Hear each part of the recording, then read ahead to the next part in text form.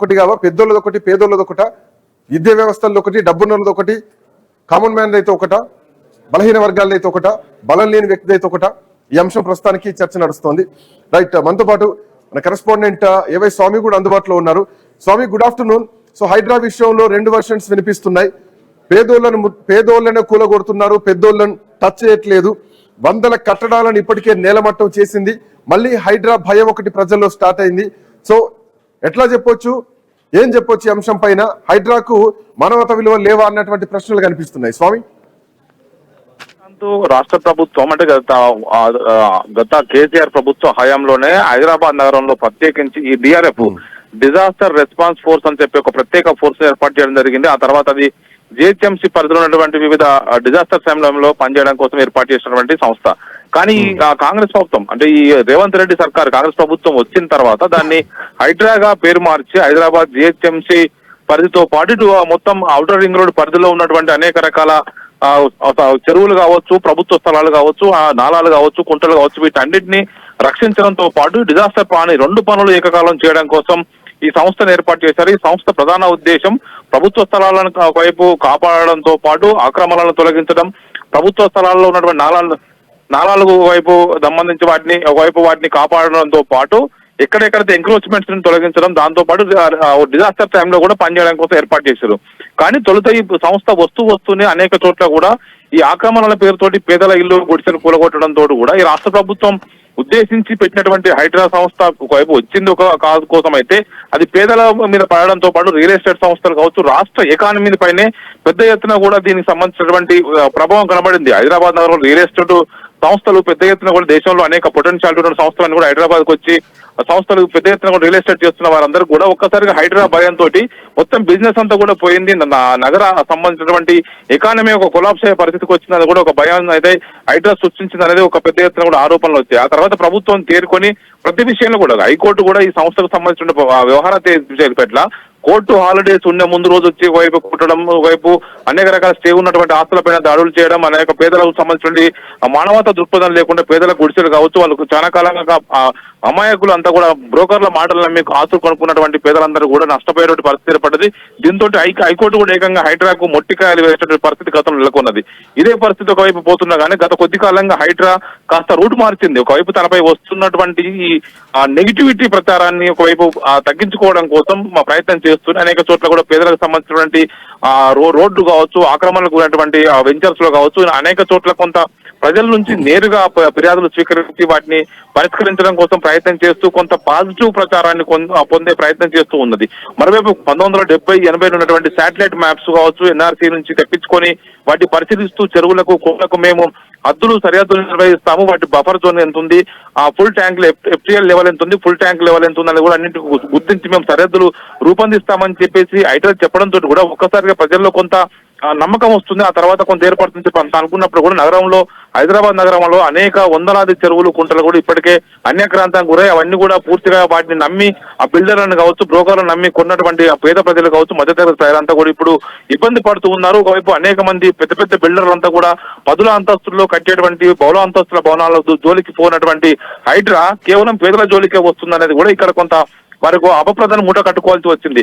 దీని నుంచి బయటపడడం కోసం ఒక 4-5 మంచి పనులు చేయడం, దానివల్ల పాజిటివ్ ప్రచారం రాగానే మళ్ళీ వచ్చి ప్రభుత్వ ఆస్తులు, పేదల స్థలాలు కూలగొట్టడంతో కూడా హైడ్రా పైన కూడా ప్రజలకు ఆగ్రహం వ్యక్తమవుతుంది. నిన్న సున్నం చెరువు పరిధిలో మనం చూసాం స్పష్టంగా అక్కడ గతంలో జరిగినటువంటి ఘటనలకు ఒకవైపు మర్చిపోక ముందే నిన్న మళ్ళీ వచ్చి సర్వే నెంబర్ 12-13 గుట్టల బేగంపేట సంబంధించిన విషయంలో దాదాపు 250 మంది రెసిడెంట్స్ అక్కడ ఉన్నారు. స్థానిక ఎమ్మెల్యే అరకపూడి గాంధీ వచ్చి ఏకంగా హైడ్రా అధికారులతో వాగ్వాదం దిగడం, అక్కడ ఉన్నటువంటి ఎక్విప్మెంట్స్ అన్ని తీసుకెళ్లాలని చెప్పేసి గొడవ చేయడంతో కూడా పెద్ద ఎత్తున కూడా అడవులు జరిగింది. హైడ్రా కమిషనర్ రంగనాథ్ గారు ఎప్పటికప్పుడు ఈ ట్యాంక్ బండ్ వద్ద ఏర్పాటు చేసిన హైడ్రా కార్యాలయంలో ప్రత్యేక పోలీస్ స్టేషన్ కూడా ఏర్పాటు చేశారు హైడ్రా పరిధిలో.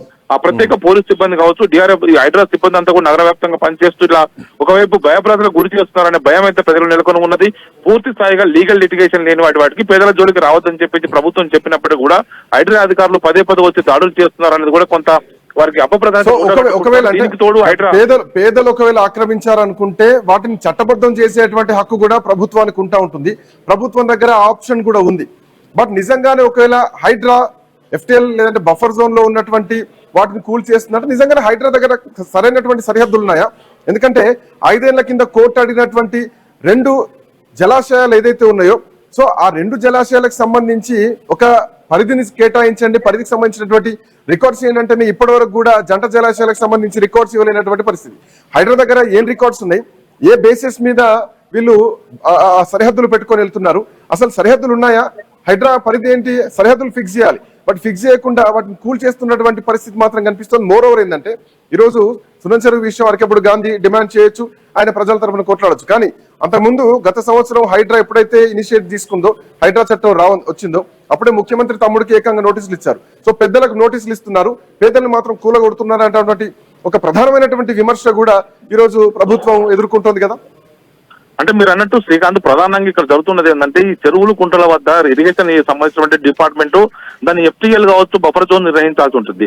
ఇక్కడ మరోవైపు రెవెన్యూ డిపార్ట్మెంట్ వాళ్ళ భూమికి సంబంధించిన విషయంలో వాళ్ళు సరిహద్దు నిర్వహించాల్సి ఉంటుంది. ఈ రెండు, ఒకవైపు ఇరిగేషన్ శాఖ, ఒకవైపు రెవెన్యూ శాఖ, రెండు కూడా సమన్వయంతో పనిచేస్తేనే ఇక్కడ వాటికి సంబంధించినటువంటి ఆ FTL పద్ధతి కావచ్చు, బఫర్ జోన్ కావచ్చు, వాటికి సంబంధించిన సరిహద్దుల విషయంలో స్పష్టమైనటువంటి ఒక సర్వేలు నిర్వహించి వాటికి గుర్తించాల్సి ఉంటుంది. కానీ వీరు చేస్తున్నటువంటి విషయం ఏంటంటే ఒకవైపు నేషనల్ రిమోట్ సెన్సింగ్ ఏజెన్సీ ద్వారా మేము 1970, 80, 90 మ్యాపులు తెప్పించుకుంటాము. ఆ మ్యాపుల ద్వారా అప్పుడు ఒరిజినల్ గా ఉన్నటువంటి చెరువుల పరిస్థితి ఏంది, ఆ తటాకాల పరిస్థితి ఏంది, కుంటల పరిస్థితి ఏంది, ఇప్పుడు ఏముందని చెప్పేసి మేము చూస్తామని చెప్పేసి వారు చెప్తున్నటువంటి విషయంలో చాలా చోట్ల కూడా వందలాది చెరువులు హైదరాబాద్ నగరంతో పాటు నగర వ్యాప్తంగా, దేశవ్యాప్తంగా అనేక చోట్ల కూడా వాటి పరిస్థితి, సరిహద్దులు అసలు రూపం మారిపోయి కేవలం వాటి వాటర్ ఉన్నంత వరకు ఇప్పుడు పరిస్థితి తలెత్తింది. ఒకప్పుడు 100 ఎకరాలకు ఉన్నటువంటి చెరువులన్నీ కూడా ఇప్పుడు కుంచుకుపోయి కొన్ని ఎకరాలకే పరిమితమైన పరిస్థితి ఉంది. వాటిని ఏ విధంగా వీళ్ళు గుర్తిస్తారు? ఇప్పుడు అప్పటికే దాదాపుగా 10 సంఖ్యలో కాలనీలు వేసినటువంటి చెరువులు కూడా ఉన్నాయి. వాటిని ఏ విధంగా తొలగిస్తారనేది కూడా క్వశ్చన్ రేజ్ అవుతుంది. కానీ ఇక్కడ ప్రభుత్వం చూడాల్సింది ఏంటంటే పేద ప్రజలు చాలా మంది ఇలా కట్టుకున్నటువంటి స్థలాలకు సంబంధించి జీవో నెంబర్ 58, 59 సంబంధించి చాలా మంది కూడా రెగ్యులరైజేషన్ కోసం చాలా మంది అప్లై చేసుకున్నారు. అప్లై చేసుకున్న వారికి సంబంధించి ప్రాసెస్ కొనసాగుతుంది, కొన్ని రెగ్యులేట్ చేశారు. అలాంటి వాటి కూడా కూలగొడతామని చెప్పేసి రావడంతో కూడా చాలా మంది కూడా భయభ్రాంతులకు గురవుతున్నారు. శ్రీకాంత్, థ్యాంక్స్ ఫర్ జాయినింగ్ స్వామి. మనతో పాటు బండారు రామ్మోహన్ రావు గారు కూడా జాయిన్ అయ్యారు. రామ్మోహన్ రావు గారు, గుడ్ ఆఫ్టర్నూన్. శ్రీకాంత్ గారు, గుడ్ ఆఫ్టర్నూన్. హైడ్రా వచ్చినప్పుడు నిజానికి అందరూ పాజిటివ్ గానే రియాక్ట్ అయ్యారు. హైడ్రాని అందరూ స్వాగతించారు. రాష్ట్రం మొత్తం కూడా హైడ్రా రావాలి అని ఒక నినాదంలోకి వచ్చేసారు. అంటే చెరువులు జాగాల్లోకి వెళ్తాయి అని చెప్పేసి చాలా అక్రమ కట్టడాలు కూల్ చేస్తున్నారు, ఇది కూల్ చేయడం కూడా మంచి పద్ధతి అని చెప్పేసి ఒక పాజిటివ్ ఎంట్రీతో వచ్చినటువంటి హైడ్రా రాను పూర్తిగా ప్రజా వ్యతిరేకంగా మారిపోయింది. పేదోడి గుడిసెలు కూలగొడుతోంది, పెద్దోళ్లకు నోటీసులు ఇస్తోంది. ఆఖరికి కోర్టు హాలిడేస్ ఉన్నప్పుడు కోర్టులు ఇనిషియేషన్ లేకుండా కూడా వెళ్లి కూలగొట్టినటువంటి సందర్భాలు ఉన్నాయి. ఇప్పుడు హైడ్రా అంటేనే ఒక భయపడాల్సినటువంటి పరిస్థితి. ఎప్పుడు ఎక్కడి నుంచి ఏ బుల్డోజర్ వస్తుందో, ఏ అర్ధరాత్రి వస్తుందో తెలియక బిక్కు అంటూ హైదరాబాద్ ప్రజలు బతికేటువంటి పరిస్థితి కనిపిస్తోంది. అండ్ ఇప్పుడు హైడ్రా మళ్ళీ మొదలు పెట్టింది. నిన్న ఏకంగా ఎమ్మెల్యేలు ఇప్పుడు ప్రజల తరపున ఉన్నటువంటి పరిస్థితి కనిపిస్తోంది. హైడ్రా గూగుల్ మ్యాప్లను బేస్ చేసుకొని వెళ్తుందా? రెవెన్యూ డిపార్ట్మెంట్ కు అట్లాగే ఇరిగేషన్ డిపార్ట్మెంట్ కు పొంతం లేదన్నటువంటి వాదనలు కూడా బలంగా వినిపిస్తున్నాయి. ఏ బేసిస్ లో హైడ్రా పనిచేస్తోంది, దీని ఎఫెక్ట్ ఎట్లా ఉండబోతోంది? శ్రీకాంత్ గారు, మీకు ఐన్యూస్ ప్రేక్షకులు నమస్కారం. హైడ్రా మొదట్లో మీరు అన్నట్టు ఎందుకు పాజిటివ్ వచ్చిందంటే నాగార్జున గారి ఇన్కన్వెన్షన్ కానీ పెద్దవాళ్ళ తిరుగుపోయినప్పుడు వచ్చింది. కానీ వెంటనే కత్తితో కూరగాయలు పోయొచ్చు, మెడకాయలు పోయొచ్చు. హైడ్రా సర్వాధికారి కాదు. నేను ఆనాటి నుంచి అంటున్నాను, లీగల్ గా ఇది చట్టబద్ధం కాదు. మీరు చేయాల్సిన పని ఏంటంటే ఏదైతే బఫర్ జోన్లు ఉన్నాయో బఫర్ జోన్ కూడా పట్టాభూములే, మీకు FTL కూడా పట్టాభూములే. FTL కాక కింద శిఖం అని ఉంటది శ్రీకాంత్ గారు, శిఖం మాత్రమే గవర్నమెంట్ భూమి. FTL లో ఏం చేయొచ్చు, బిల్డింగ్ కట్టడానికి వీలేదు, వ్యవసాయం చేసుకోవచ్చు. అట్లాగే బఫర్ జోన్ లో కూడా శాశ్వత నిర్మాణాలు చేయొద్దు. ఇది రూల్. యాక్చువల్ గా ఇది విడిచిపెట్టి బఫర్ జోన్ లో FTL విడిచిపెట్టి పైకి వచ్చి కూడా బఫర్ జోన్ లో పెట్టేసిన సందర్భాలు ఉన్నాయి. పేదల ఇళ్ల దగ్గరకు వచ్చినప్పుడే సమస్య వచ్చింది. అంటే పేదలకు న్యాయమే, పెద్దలకు న్యాయమే అనొచ్చు. కానీ వాళ్ళు చేయాల్సిన పని ఏంటంటే మీరు అనేది ఫస్ట్ బఫర్ జోన్ ఫిక్స్ చేయాలి, మన FTL ఫిక్స్ చేయాలి, తర్వాత బఫర్ జోన్ ఫిక్స్ చేయాలి, అప్పుడు నోటీసులు ఇవ్వాలి. ఇది అక్రమ కట్టడం, మీరు దాన్ని తొలగించుకుంటారా, మేము తొలగించమంటారా అని పెద్దలకేమో ఇస్తున్నారు. ఇప్పుడు ఉదాహరణ పేరు కూడా చెప్తున్నాను, ఓవర్సీ కాలేజ్ నీళ్లలో ఉన్న పూర్తిగా నీళ్ళలో దిగుతున్నారు, చూసాం కదా.